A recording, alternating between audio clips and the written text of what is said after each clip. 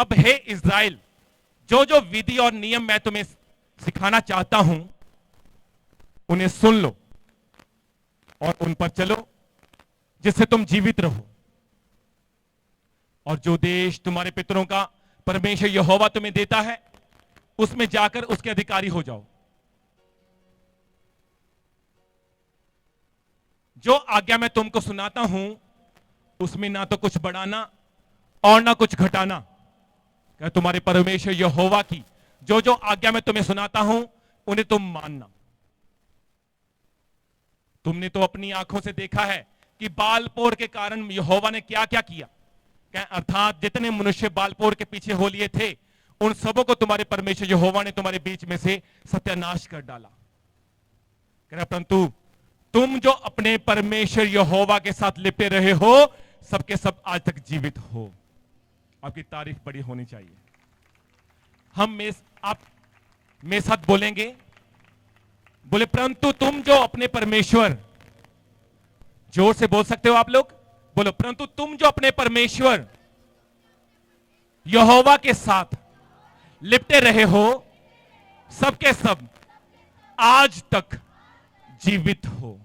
बोलो आमीन, हालेलुया। इस वचन में हम परमेश्वर मूसा को उपदेश दे रहा है कि ना अब से इज़राइल जो जो विधि और नियम मैं तुम्हें सिखाना चाहता हूं कि ना उन्हें सुन लो और उन पर चलो कि ना जिससे तुम जीवित रहो। और जो देश तुम्हारे पितरों का परमेश्वर यहोवा तुम्हें देता है कि ना उसमें जाकर उसके अधिकारी हो जाओ। हालेलुया। ध्यान से सुनना है। आज हमें बार बार वचन में से शिक्षा दी जाती है एक छोटे बच्चे की तरह, एक स्टूडेंट की तरह, ताकि आप लोग समझ पाओ कि खुदाबंद हमसे क्या कहना चाहता है, खुदाबंद हमसे क्या चाहता है। और खुदाबंद आपके जीवन में दुख तकलीफ नहीं, अपना प्यार देना चाहता है।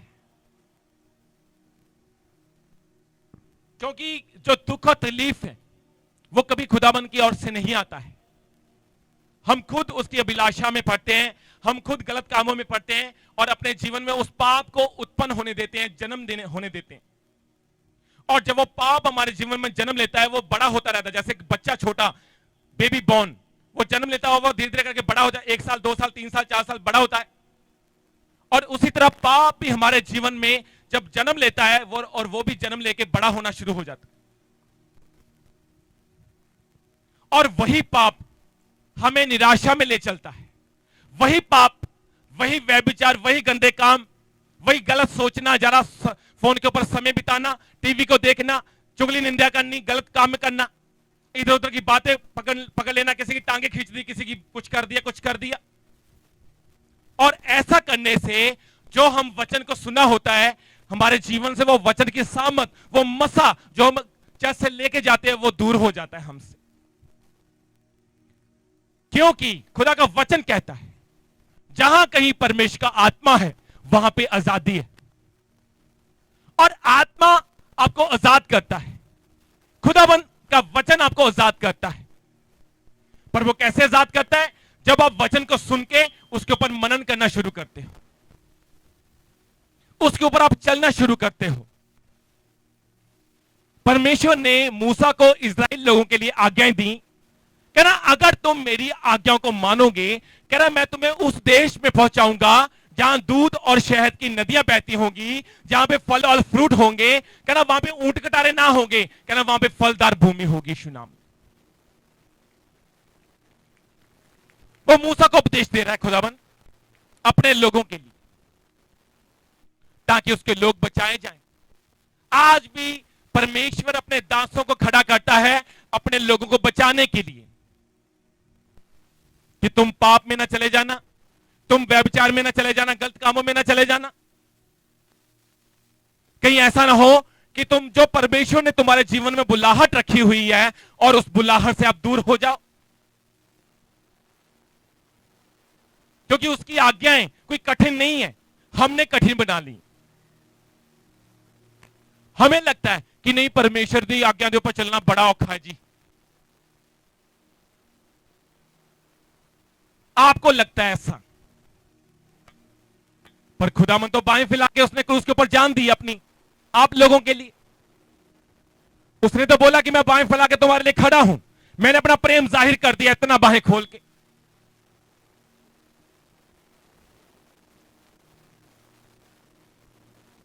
और उसकी आज्ञाओं के ऊपर चलना मतलब खुदा के साथ साथ चलना, उसकी आज्ञाओं के ऊपर अपने आप को रखना, अपने जीवन को रखना, इसका मतलब खुदाबंद की हुजूरी अपने जीवन में हर समय लेना।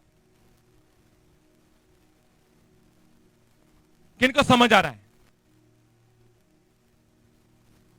और हर रोज प्रार्थना करना, हर रोज उपवास करना, या हफ्ते में 2 या 3 उपवास करने का मतलब है, और हर रोज अपनी बाइबल को खोल के पढ़ना, इसका मतलब खुदाबंद से आप बात कर रहे हो, परमेश्वर से आप बातें कर रहे हो। और खुदाबंद का वचन यहां पे कहता है, कह रहा तुम जो अपने परमेश्वर यहोवा के साथ लिपटे रहे हो, कह रहा सबके सब आज तक जीवित हो। इससे पिछला वचन निकालेंगे 3, 4 का 3 निकालेंगे बेटा।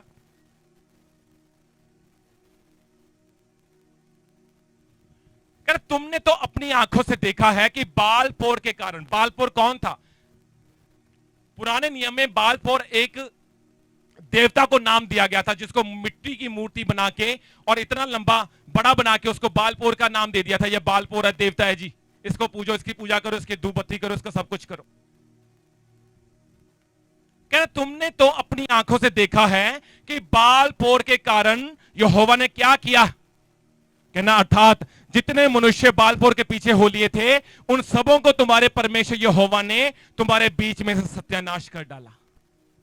मतलब जो उसकी आज्ञाओं से रहित हुए, जो उसकी आज्ञाओं से दूर हुए, जिनके मन में डर और खौफ नहीं है, ये उनकी बात कर रहे हैं। जो परमेश्वर के डर और खौफ में चलते हैं, जो उसकी आज्ञा के ऊपर चलते हैं, ये उनके लिए नहीं है, ये उनके लिए है जो खुदा के वचन को भी सुन लिया, बपतिस्मा भी ले लिया और वचन को ग्रहण भी कर लिया, प्रभु भोज भी खा लिया, अनॉइंटिंग ऑयल भी लगा लिया, और खुदावन के हुजूरी में आके वादा भी कर लिया, खुदावन आज के बाद मैं कोई गलत काम नहीं करूंगा, पाप नहीं करूंगा। और फिर भी जाके क्या कर रहे हो? आप सूअर की तरह कीचड़ में जा रहे हो।